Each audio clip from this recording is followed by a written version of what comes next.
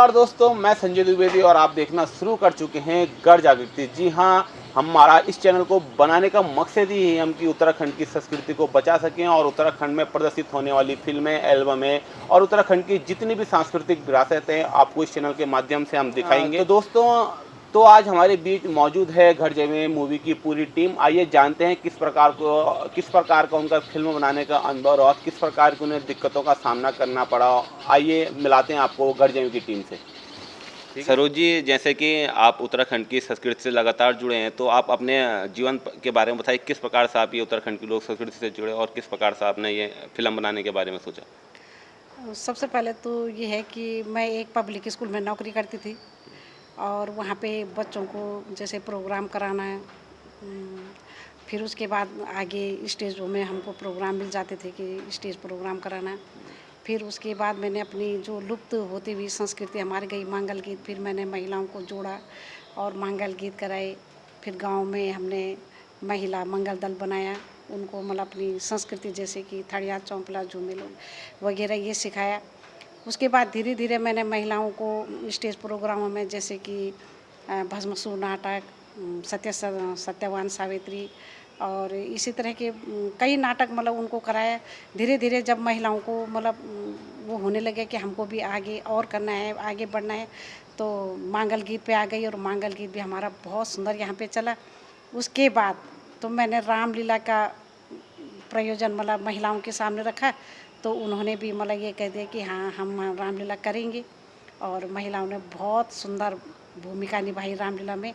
4 रामलीला हमारी कोटद्वार में हो गई और 5वीं रामलीला हमारी देहरादून में हुई थी और अब आगे भी मतलब हो रही हैं इसी तरह मतलब। और जैसे ये समाज सेवा में भी हमारा योगदान रहता है कि समाज सेवा जो गरीबों को थोड़ा पैसा पूसे जितने भी होते धनमाया उनको देना।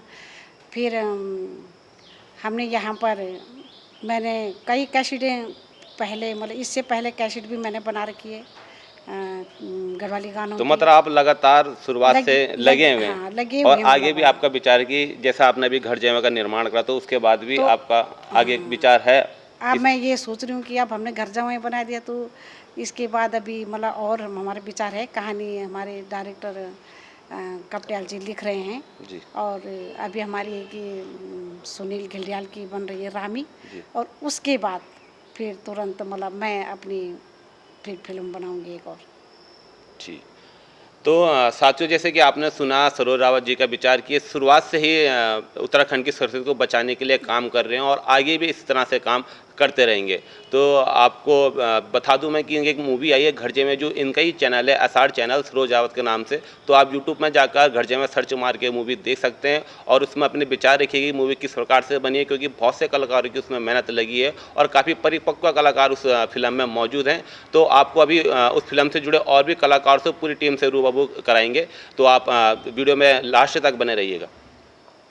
तो हमारे साथ मौजूद हैं फिल्म से जुड़े एक और कलाकार जो काफ़ी पुराने कलाकार हैं, जो उत्तराखंड फिल्म इंडस्ट्री के काफ़ी पुराना चेहरा है, श्रीमान बसंत घिल्डियाल जी। तो आइए जानते हैं उनसे इस मूवी के बारे में क्या विचार है और आगे उनकी क्या प्लानिंग है और इस मूवी में उन्होंने किस प्रकार का कार्य किया और क्या रोल उन्होंने इसमें निभाया। नमस्कार घिल्डियाल जी। नमस्कार। दर्शकों को आप जरा अपना परिचय दीजिए।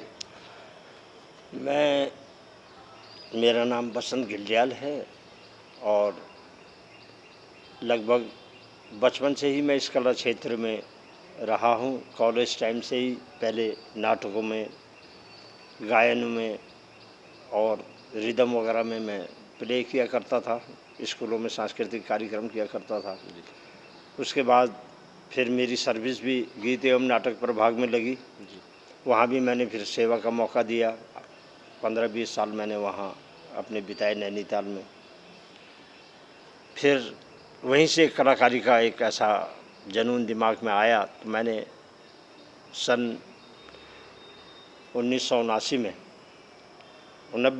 1990 के दशक में मैंने आशा भोसले को लेके एक फिल्म की रिकॉर्डिंग की। आशा भोसले, सुरेश वाडीकर और पूर्णिमा मैंने उसमें ली, जिसको सुषमा श्रेष्ठ के नाम से भी गाना गाती थी। तो मैंने उनसे गढ़वाली में गाना गवाया। एक फिल्म गुएर छोरा मैंने लॉन्च की थी जी। कौन से सन की बात है? ये 89 की बात है।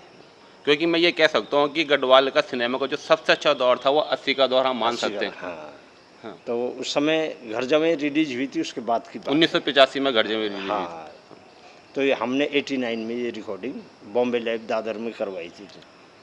तो उसके बाद फिर हमने उस फिल्म पे काम भी किया, शूट भी किया, फिर कुछ तकनीकी वजह से वो फिल्म रुक गई, पर्दे पे नहीं आ पाई।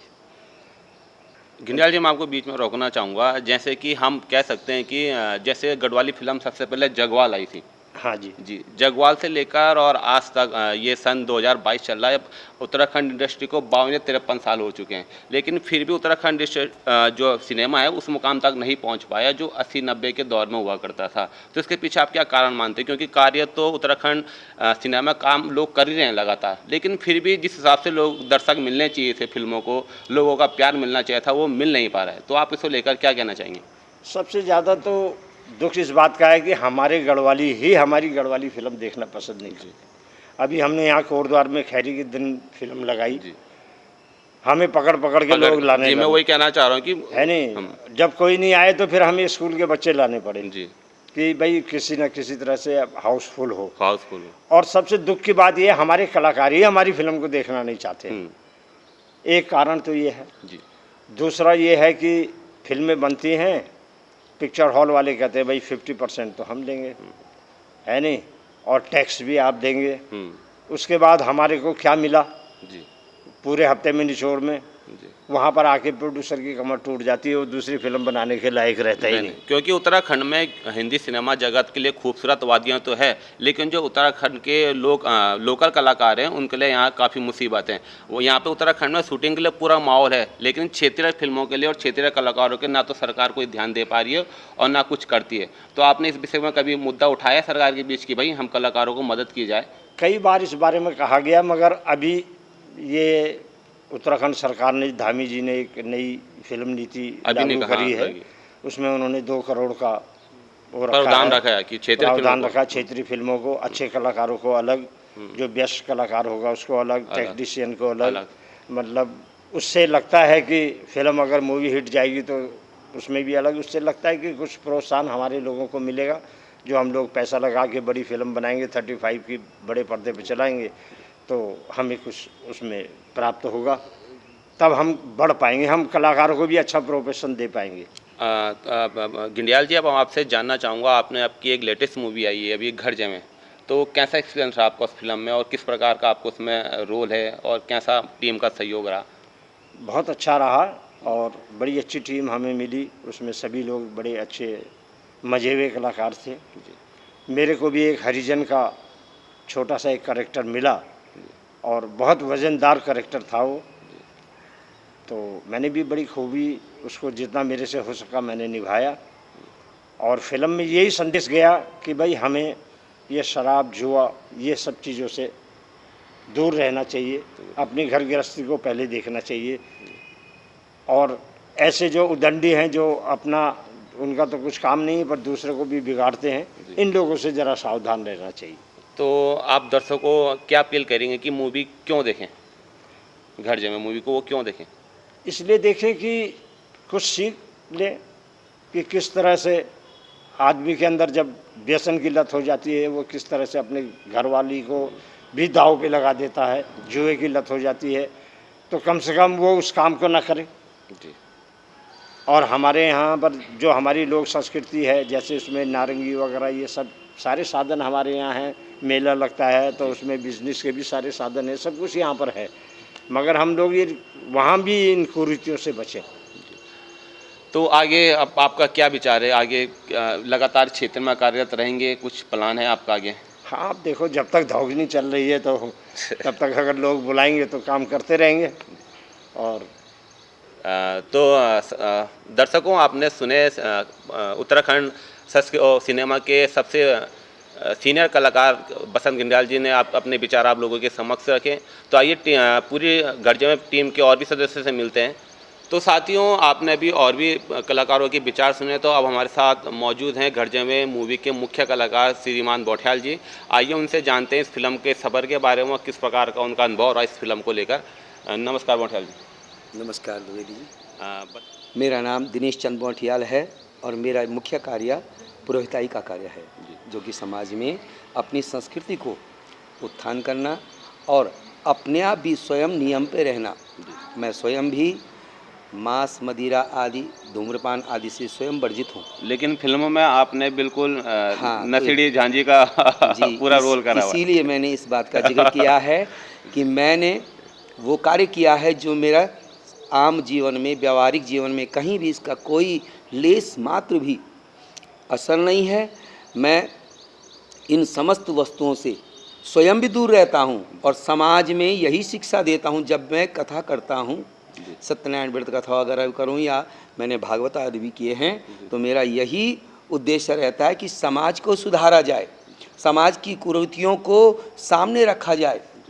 जैसे कोई भी मूवी या सिनेमा होती है वो समाज का दर्पण होती है। हाँ। तो आपने वो दर्पण दिखाने का काम करा है। साहित्य ही समाज का दर्पण है और यही दिखाने के लिए कि हमारे समाज में ऐसे व्यक्ति भी होते हैं जो केवल अपने स्वार्थ सिद्धि के लिए किसी भी को भी बेवकूफ़ बना सकते हैं और उससे फ़ायदा उठा सकते हैं। वो अपना स्वार्थ साथ में रखते हैं और साथ में अपने स्वार्थ की सिद्धि के लिए दूसरे का चाहे घर ही टूट जाए इस पर भी कोई अमल नहीं करते।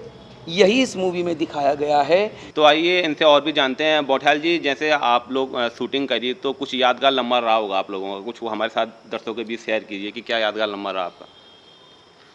यादगार में तो जैसे प्रॉपर्टी के रूप में मुझे डायरेक्टर साहब ने कहा था कि आप पान लेते आना, लेकिन मैं किसी परिस्थिति के अनुसार पान नहीं ले गया, तो फिर अपना मुंह छीलने के लिए मुझे सागौन का पत्ता मुंह में डालना पड़ा। जी हाँ, तो इसी पर देख ये कुछ मीठी घटनाएं हम आदमी को हमेशा याद रहती हैं, ये यादगार पल बनते जाते हैं। तो बौठाल जी, आपका इससे पहले भी कुछ अनुभव रहा है सिनेमा जगत से उत्तराखंड? सिनेमा जगत से तो मेरा उतना ज़्यादा नहीं है, लेकिन रामलीला मंचन से और सांस्कृतिक कार्यक्रमों से जो हमारे समाज की धरोहर है उससे मैं बालपन से जुड़ा हूँ और कोटद्वार क्षेत्र की जितने भी रामलीला मंच हैं, एक अतिशयोक्ति वाली बात नहीं कर रहा हूँ, मैंने सब में कोई ना कोई अनुभव अभिनय अवश्य किया है और विशेषकर राम के अभिनय को तो मैंने करीब करीब सारे मंचों पर निर्वाह किया है। तो जैसे कि आपने अभी शुरुआत करी है, यह आपका शायद पहला था कि आप कैमरे के आगे आए? नहीं, ऐसा नहीं है। इससे पहले सबसे पहले मैंने वारी हो तो इनी उसमें भी काम किया था, जन्मों का साथ उसमें भी काम किया था। एक टेलीफिल्म बनी थी, उन पे कोई अमर शहीद थे उनके नाम पे, और एक हमारे परिचित थे राकेश चमोली जी, उन्होंने ख्याली राम की आत्मा बनाई थी, उस पर भी काम किया था। हमारे पूर्व अध्यक्ष साहब थे विजेंद्र चौहान जी और विदेंद्र चौधरी जी, तो उनके निर्देशन में मैंने पटवारी की चौकी और अस्पताल में हंत्या। ये आपने सही कहा। तो आपने सुने बौठाल जी के विचार जो कि फिल्म में मुख्य भूमिका निभा रहे हैं, तो पंछी के रोल में जो मुख्य भूमिका है, और वो भी आपसे मैं कहूँगा आप दर्शकों को अपील करिए कि क्यों आपकी मूवी देखें। मेरा घर जमाई मूवी में काम करने का मुख्य उद्देश्य था कि समाज में जो अव्यवस्थित लोग हैं, अव्यवस्थाएं हैं, उनको हम सोच समझकर दूर करने की कोशिश करें और साथ में जितना भी हो सके समाज में सुधार का कार्य करें। मेरा तो व्यक्तिगत विचार है कि हर व्यक्ति अगर अपने को सुधार ले तो समाज सुधर जाए। जी बौठाल जी, तो आगे आप क्या विचार है आपका कि इसी तरह से आप उत्तराखंड की संस्कृति को बचाने का कार्य करते रहेंगे? जी, जब तक जहाँ तक भी संभव होगा मैं अपने धर्म मंच के अनुसार भी और सांस्कृतिक और सामाजिक व्यवस्था के अनुसार भी जितना संभव हो सकेगा समाज में सुधार करने का हरदम हर समय प्रयत्न करता रहूँगा। तो दर्शकों, आपने सुना बौठाल जी के विचार। वो असली जीवन में तो काफ़ी सज्जन व्यक्ति, ना कुछ व्यसन करते हैं और ना कुछ करते हैं, लेकिन फिल्म में इन्होंने बिल्कुल झांझी का और नसीड़ी का रोल निभाया। तो उम्मीद है कि आपको पसंद आएगा, इसके लिए आप मूवी ज़रूर देखें।